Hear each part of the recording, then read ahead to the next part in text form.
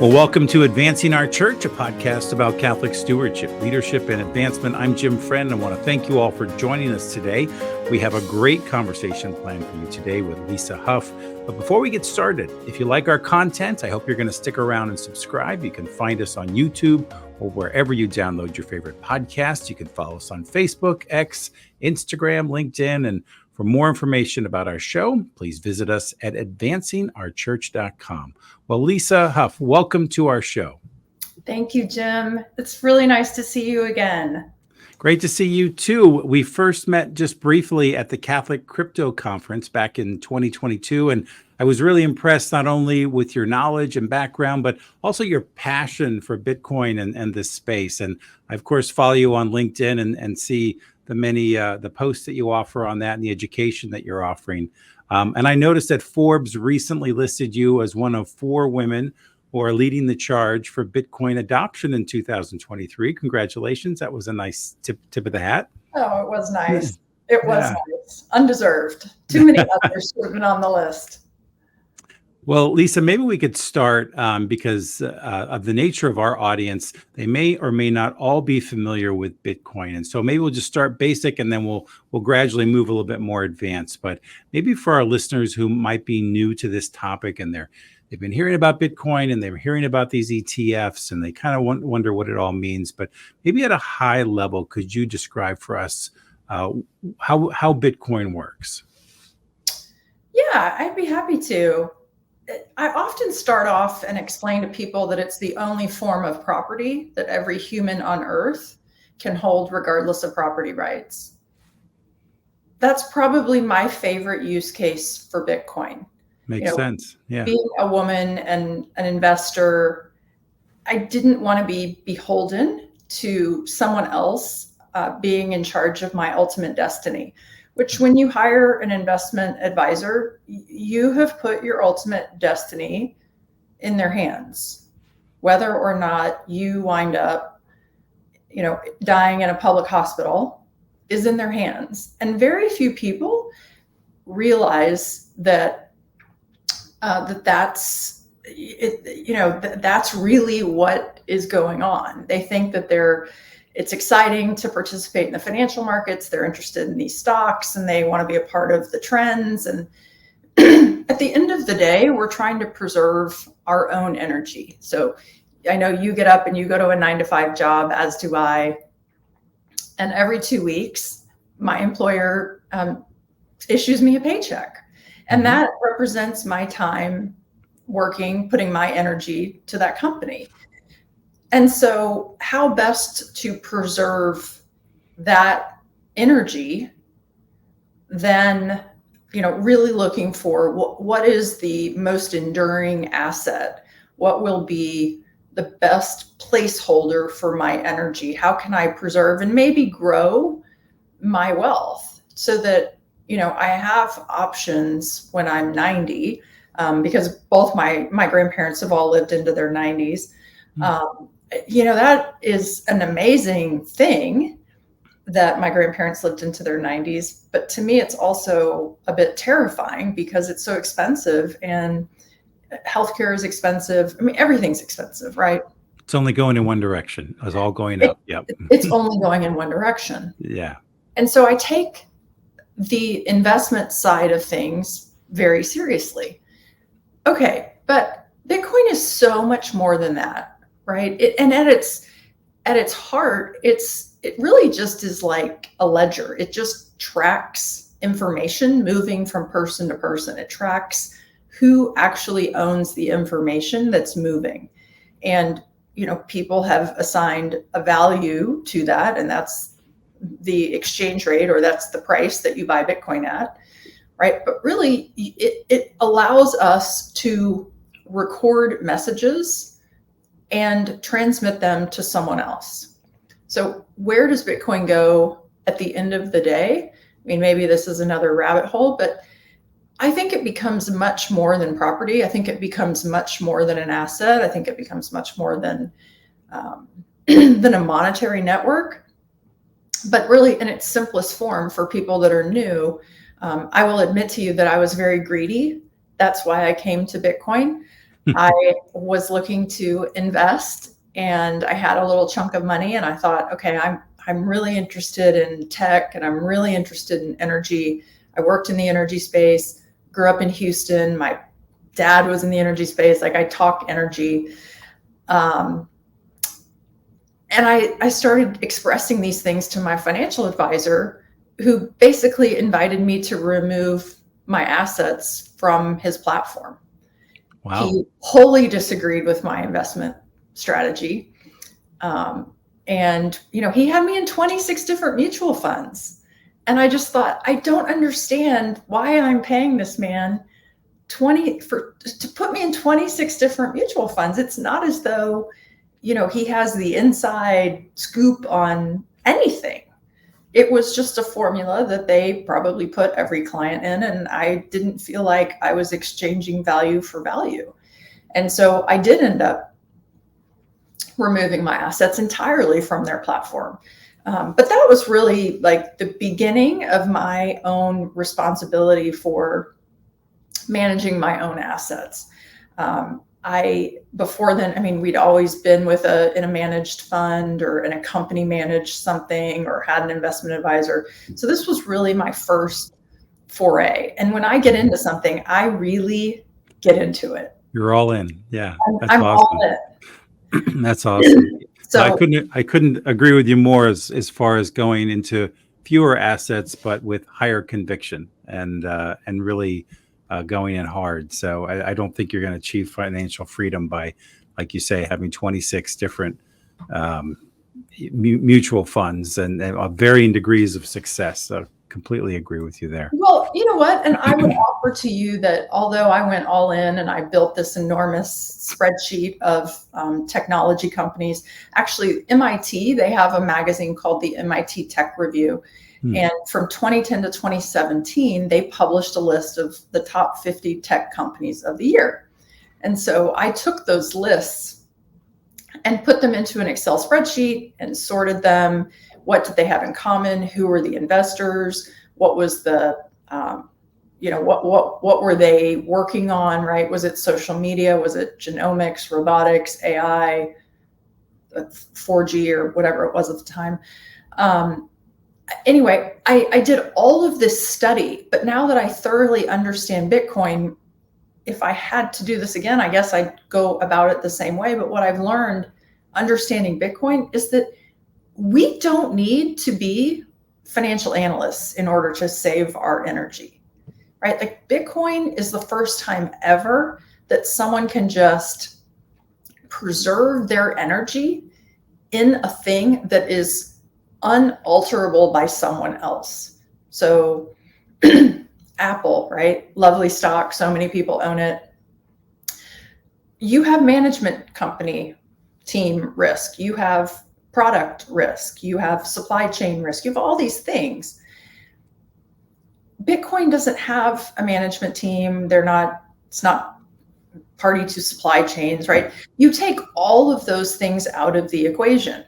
And I don't know, I don't want to spend my time analyzing investments. I really don't. I'd be very happy if I didn't talk about Bitcoin again from an investment perspective. Like, I love the energy aspects of Bitcoin. I love what it's doing to push renewables and really creative new use cases for wasted energy. Like, I'm all in. I could talk about that, think about that, read about that all the time. I'm really going down the rabbit hole of Bitcoin and as national security and the link between national security, onshore energy production, and Bitcoin.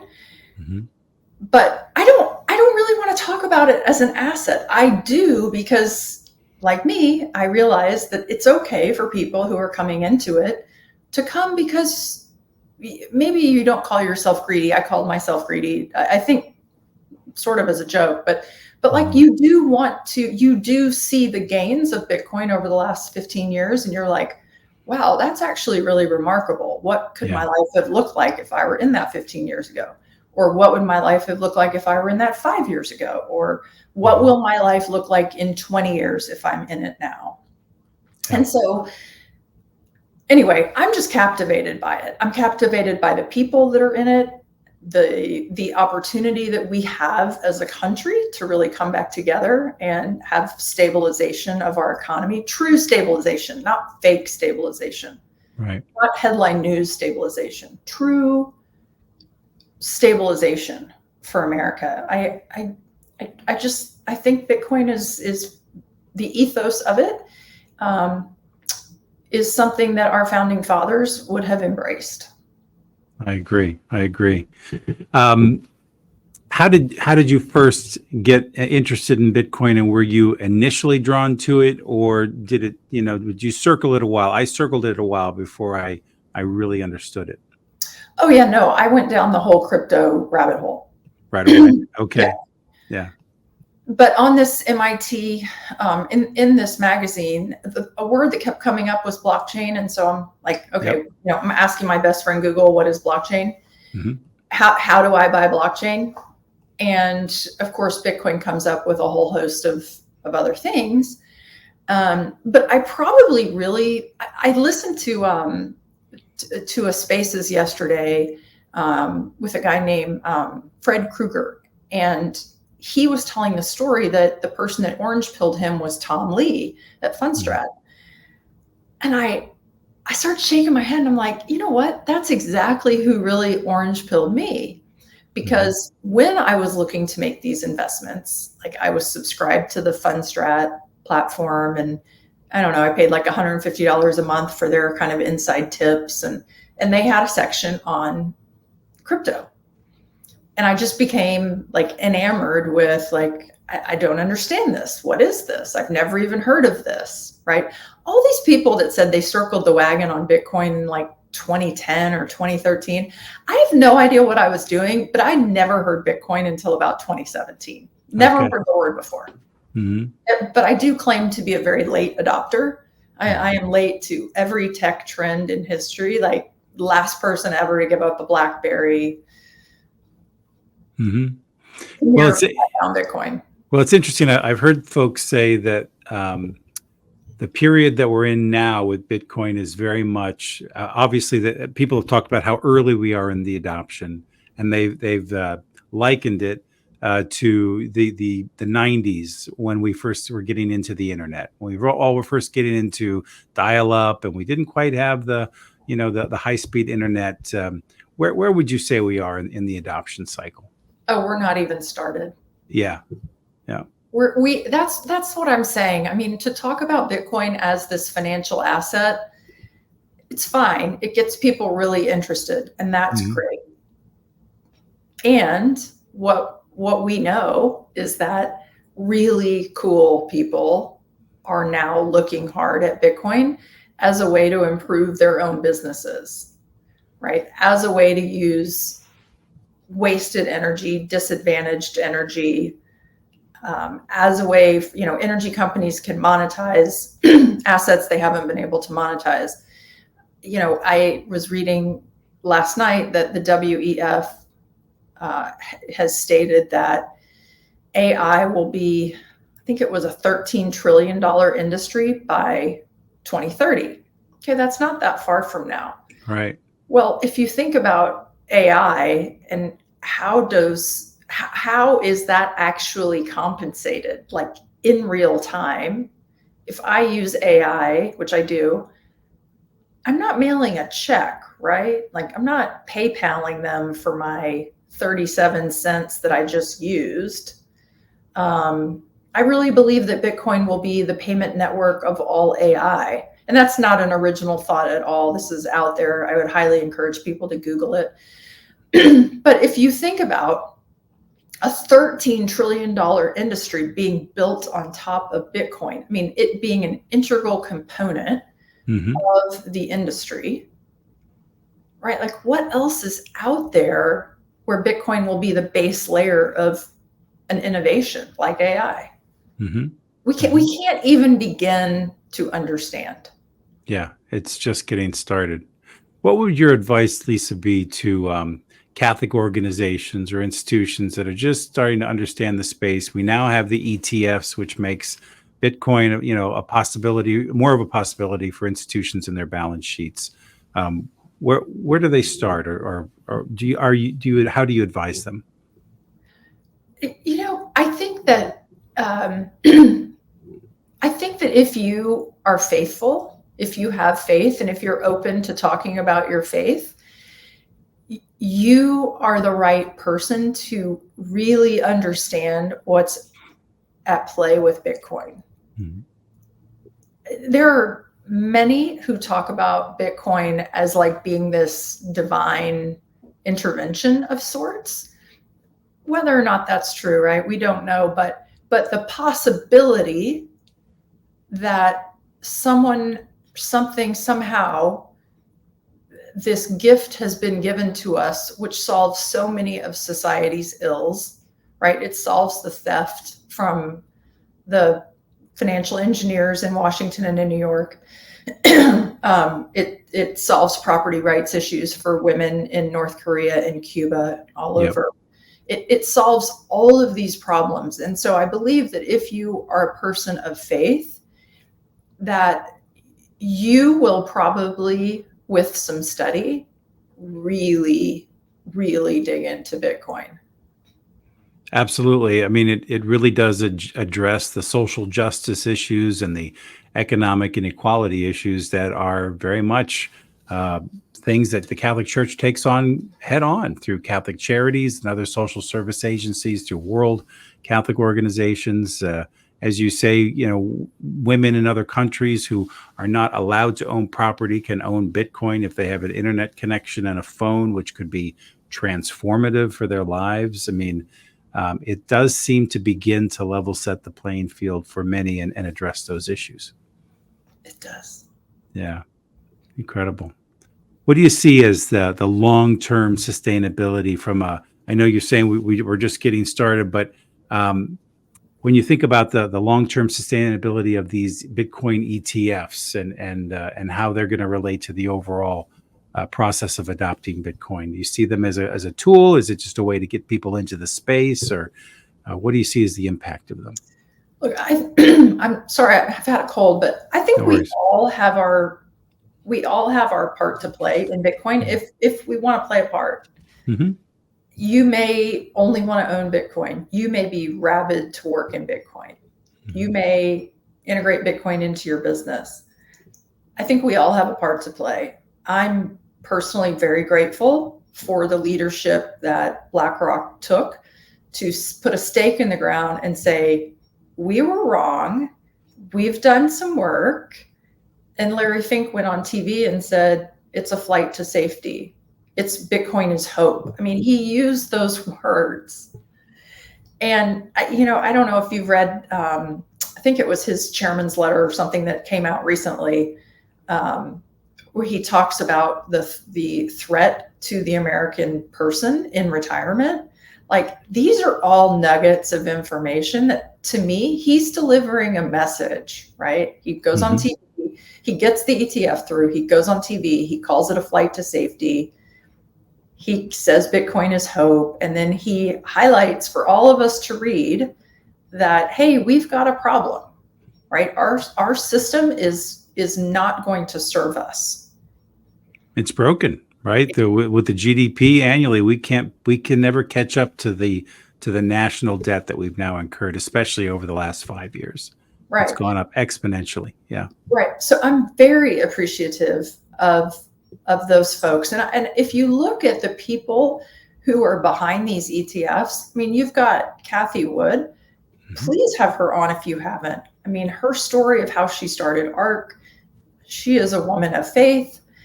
The three co-founders of Bitwise are incredible people. They are out there educating every day.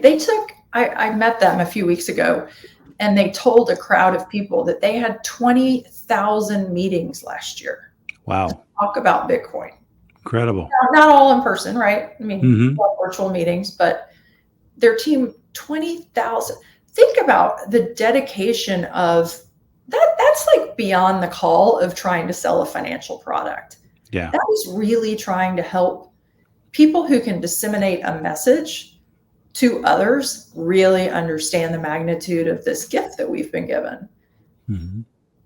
So, and you work in energy, and I know that's your expertise. Tell us a little bit about we hear about environmental concerns about Bitcoin. How do you educate folks on those issues around Bitcoin?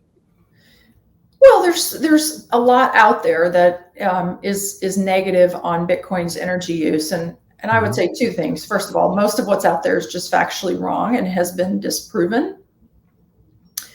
And also, I would offer that energy use is really a benefit to Bitcoin.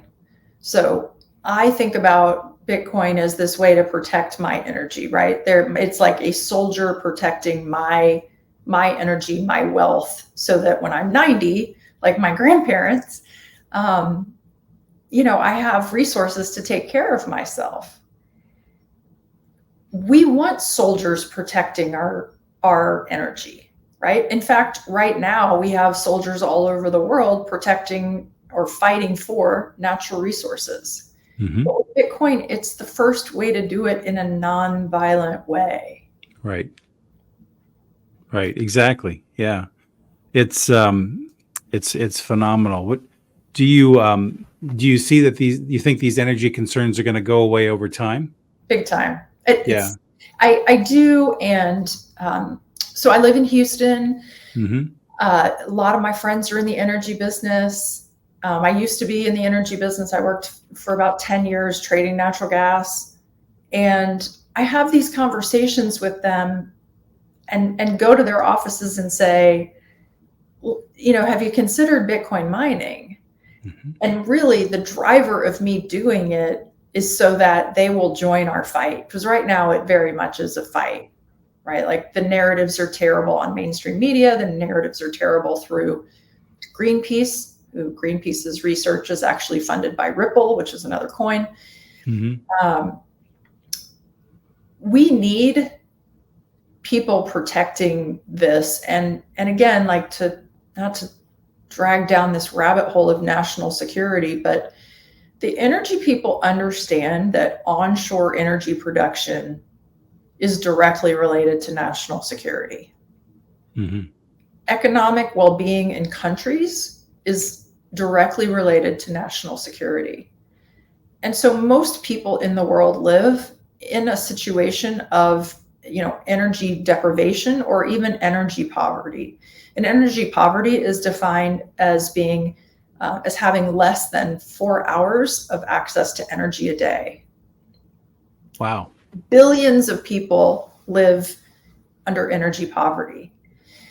And so the narrative out there that we should somehow be in support of using less energy as a globe really means that you don't want to see humanity survive, because we need it. It leads to, flourishing economies, better health outcomes.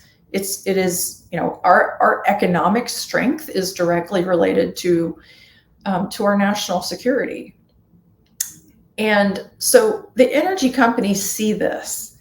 And again, like I try to just plant the seed for them that it might be a way for them to monetize assets that they have not been able to monetize previously.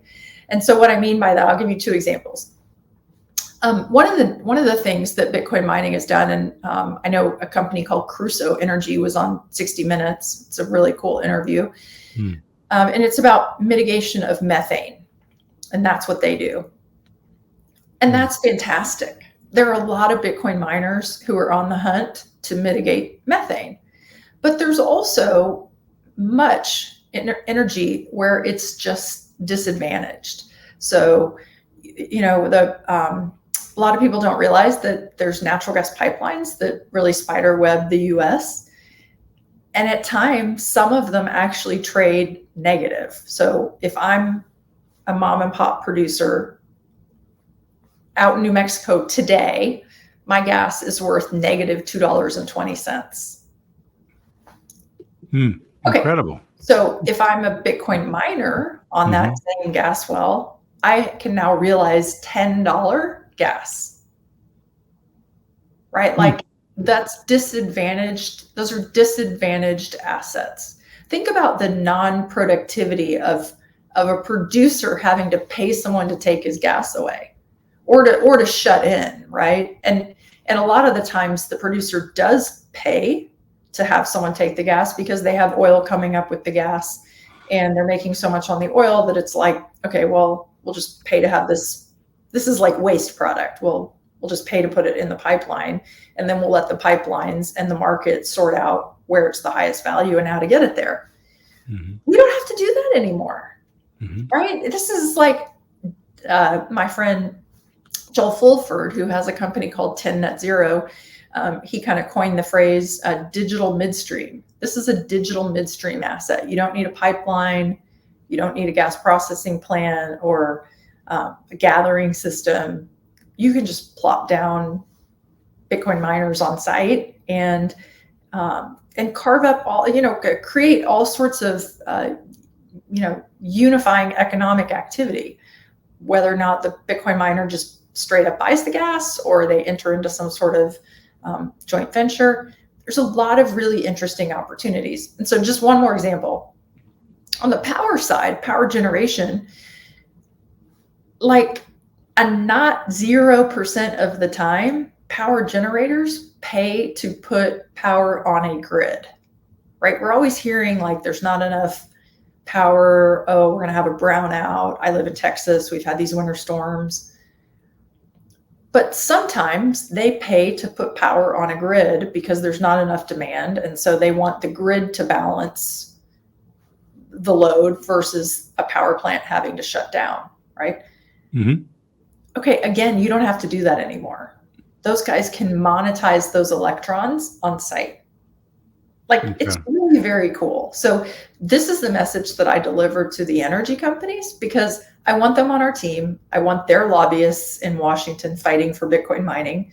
We don't have a marketing team in Bitcoin. We don't have lobbyists. We have organizations that are, funded by the community that try to get the message out. But when you've got, huge, very well-funded organizations who are putting out the opposite message, it's a little challenging. It's challenging, sure. How do you see Washington receiving Bitcoin and the blockchain technology and just mining in general?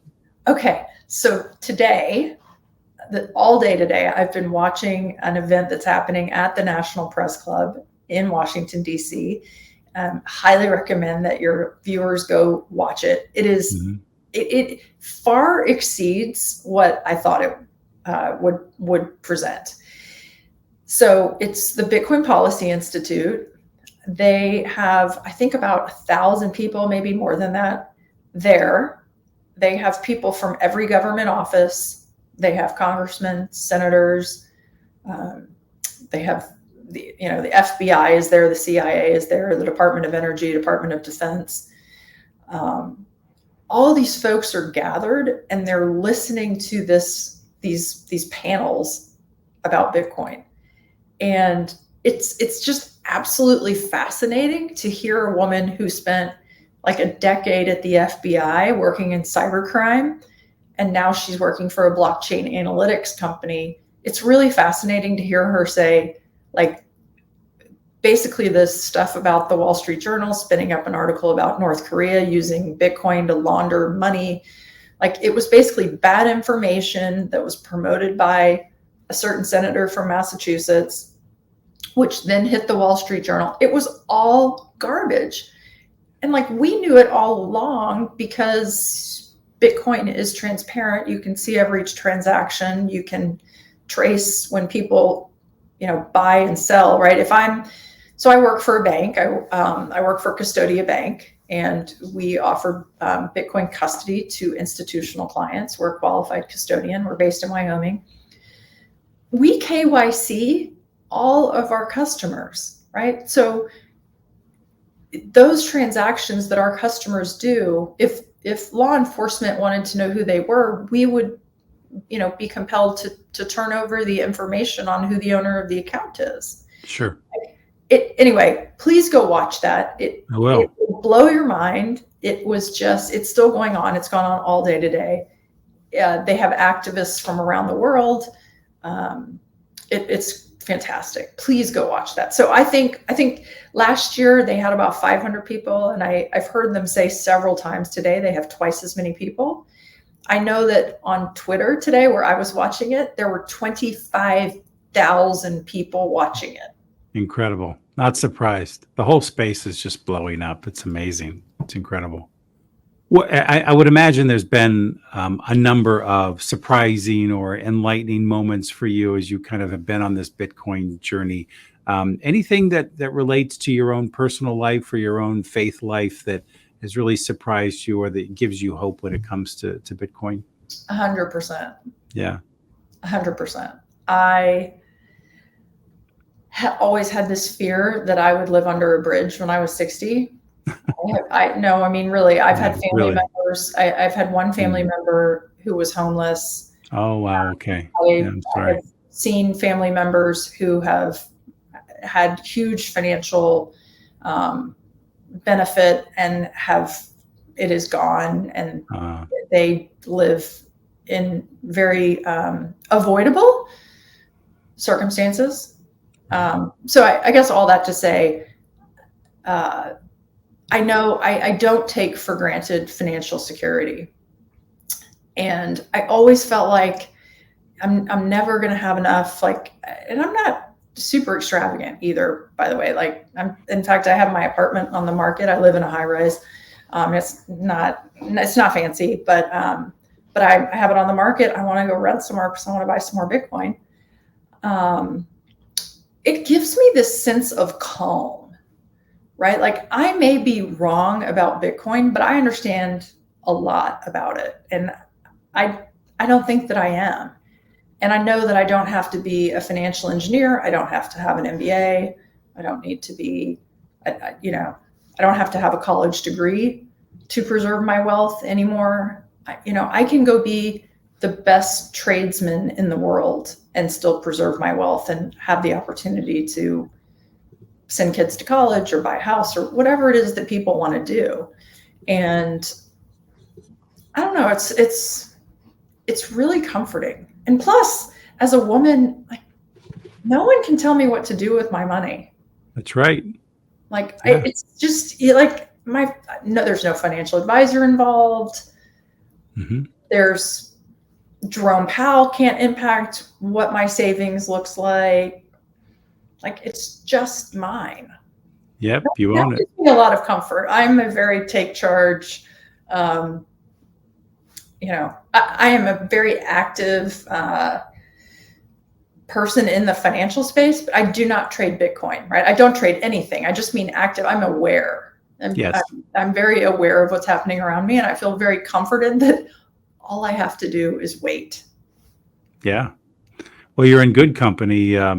As I understand it, this ETF launch has been the biggest one of all time, and they're averaging something like $500 million a day for something like 45 straight days, just flowing right into these ETFs. It's just been the response has been unprecedented, unbelievable. I think it's blew everybody's expectations. Well, the really cool thing is that so I think they have on average been, all of them together, they've on average been buying 10,000 Bitcoin a day.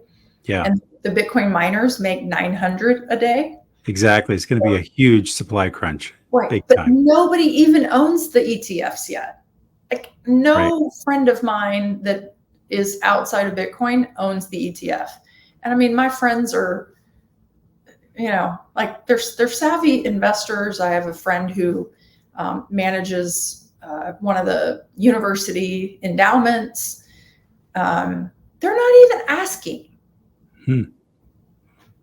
Well, I had a buddy I had a breakfast with the other day, and the thing that was holding him back was the self-custody piece. That was really for him. He said, he's in his 60s and he just didn't feel like he was savvy enough with technology. But when I told him, no, you can go out on your Charles Schwab or your Merrill Lynch account and you can go buy it right now. He said, all right, that's it. I'm in. I'll do it. And for him, that was the only thing that was holding him back. So I think a lot of people who want to put it into their 401k or their Roth IRA or whatever it is who weren't able to do that now, it provides a unique opportunity for them. And you can see there's a huge demand for it. And like you said, the demand is far going to outstrip the supply. And that supply crunch seems like it's going to be coming soon. Yeah. Okay. So I just want to add one thing on this. Yeah, please. Mm-hmm. So prior to joining Custodia Bank, which is where I am now, by the way, none of this is financial advice. We're not FDIC insured. We're a full reserve bank, not operational in every state, but working on it. Before Custodia, I worked at Unchained, and Unchained is a Bitcoin native company based in Austin, and we help people understand how to self-custody and create what's known as a collaborative custody solution. So Unchained will hold one key for you. So one basically password. And you can hold two passwords and then take them to different places. One can be at your mom's house. One can be at your sister's or in your safety deposit or in your house. But you need two passwords in order to move your Bitcoin. So self-custodying your Bitcoin is really about holding on to two passwords. And I would challenge people that you can probably find your social security card. You can probably find your marriage license. You can find your kids' birth certificates. Like, we do hold on to things that matter. Yeah. This is just a new level of financial responsibility. And I would also say I really am strongly opposed to people who say, oh, people of a certain age shouldn't self-custody. And I'm not saying you just said that, but I heard someone a few weeks ago talk about, oh, my mom would never be able to self-custody. Yeah. I'm here to tell you, like, I'm somebody's mom. Some days I cannot open my computer. I can't get the email working. Right. I know how to self-custody my Bitcoin. It is not complicated. I take it very seriously. It's about protecting a couple of passwords, keeping them in different locations. You don't want your house to, flood or something tragic to happen. So keep them in different locations. And everyone can learn how to do it. There are companies out there like Unchained who would be delighted to teach you how to do it. And then when you have questions afterward, you can call them anytime. And they answer their phone. Like, they're real people in Austin who answer the phone. What's your thought on self-custodying with a device versus working with an organization like yours? What are the pros and cons there? Yeah, so at Custodia, we only work with institutional clients. So institutional clients cannot self-custody. They're absolutely forbidden from holding their own assets, right? So public companies, ETFs, university foundations, they cannot self-custody. Right. So we serve those clients. There are custodial options out there for individuals, right? You could certainly go to Coinbase or somewhere like that. That is not my preference. You actually technically do not own your Bitcoin if you have Bitcoin on a custodial solution, unless you are with Custodia, our bank in Wyoming, because the Wyoming laws were written you're basically in what's known as a bailment agreement, where ownership always remains with the customer. But if I were to custody my Bitcoin at Coinbase, I will have actually legally, I will have relinquished ownership of it. So if they went bankrupt, those assets would be gathered together and then part of a bankruptcy proceeding. Like, to me, I know how to protect two passwords. Right? Like, it's really not that complicated. Exactly. As we wrap up here, any practical advice for folks who are just getting into the space, who might be intrigued by a conversation around Bitcoin and might want to explore it further? Where do they start? Yeah, so a lot of people suggest books, and there are good ones out there. I think they're a little heavy as a starting place. Yep. So my former boss at Unchained, his name is Parker Lewis, and he did a presentation. I think the place is called Old Parkland, but if you Google Parker Lewis Bitcoin, there, it'll pop up on YouTube, and it's got like almost 1 million views. I would start with that video. Maybe you can put a link to it. Sure, I can do that. I think it's maybe called like Why Bitcoin Isn't a Hedge or something like that. But he really and I've seen him do this in person, like with billionaires, advisors, regular people like me. It's just a very basic explanation of like, okay, here's what we're really doing here, right? From a let's protect your energy, let's protect your wealth standpoint. Here's what this is really about. I would start there. And then if that's interesting, I would probably Google Ross Stevens at NYDIG. He's done a couple of interviews, which like just Google Ross Stevens NYDIG Bitcoin and like watch the top 2 that come up, the most viewed that come up on YouTube. I can't remember what they're called, but they're amazing. And again, he lays it out from a very fundamental place, like why, and also actually, if I were to read something, before doing a book, I would read Ross Stevens did an investor letter that's widely circulated from 2021, and he did an investor letter this last year, 2023. They're both about 12 pages long, 14 pages long. I reread them regularly. They are hugely inspirational. He talks about really their business strategy and what compels them to work in Bitcoin, hold Bitcoin on their treasury, help other companies with Bitcoin. They're amazing. Excellent. Well, Lisa, thank you so much for sharing your time with us today. It was really very helpful. I learned a lot, and I'm sure our listeners did too. And we'll make sure we put a link to you in our show notes of the episode on LinkedIn. And I know you have a website, and so that people can find you and follow you. Yeah, thanks. And if I can just add, Jim. Yeah, sure. I always reply on LinkedIn or Twitter if people send me a message. I'm always happy to schedule a 15-minute Zoom call.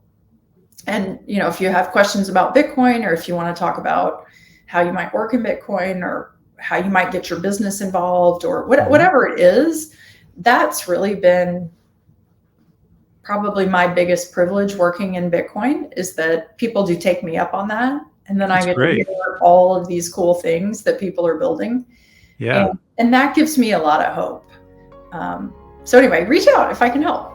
Well, that's our show this week. I want to thank you, our listeners, for joining me on today's show. I hope you found this conversation valuable and that it has in some way inspired you to take action to advance the mission of our church.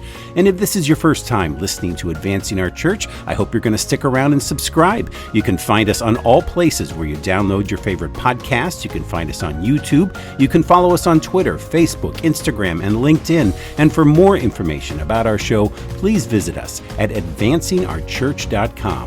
Well, that's it for me, everybody. I hope you're having a terrific week. We'll see you next time. Take care, and God bless.